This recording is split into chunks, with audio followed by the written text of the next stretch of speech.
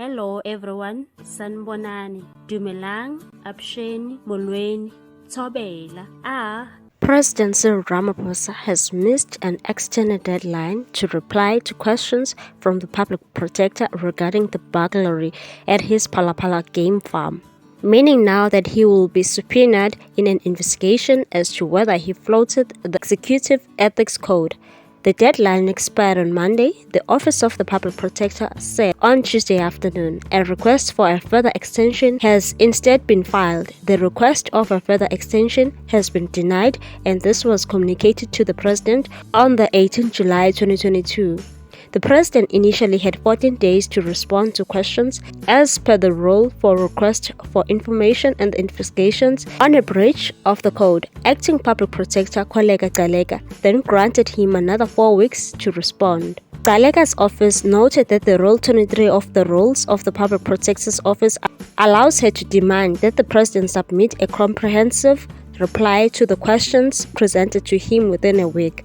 Where the state institution has failed to submit a reply within the timeframes, the public protector may direct the state institution concerned to submit a substantive reply, which reply must be received no later than 7 days from the date of the directive. The Public Protector's Office said on Tuesday. It also added that it will therefore be invoking the subpoena powers of the office in line with the Section 7.4 of the Public Protector Act. The investigation stems from a complaint filed to the Public Protector last month by the leader of the African Transformation Movement, Vuyo Zungula.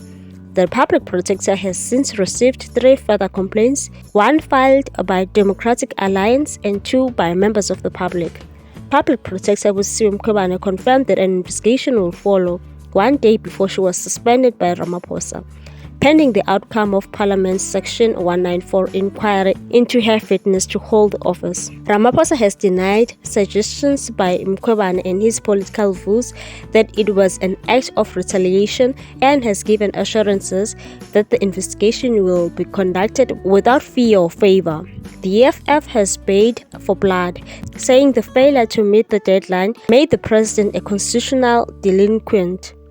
Well, in my opinion, Cyril Ramaphosa doesn't respect South Africans. He's using his power to make this saga to go away. Mr. PhalaPhala, we want answers. In fact, you should be in jail for keeping the money under the mattress and charged for kidnapping. Share your thoughts on this one. Thanks for watching. Please subscribe for more news.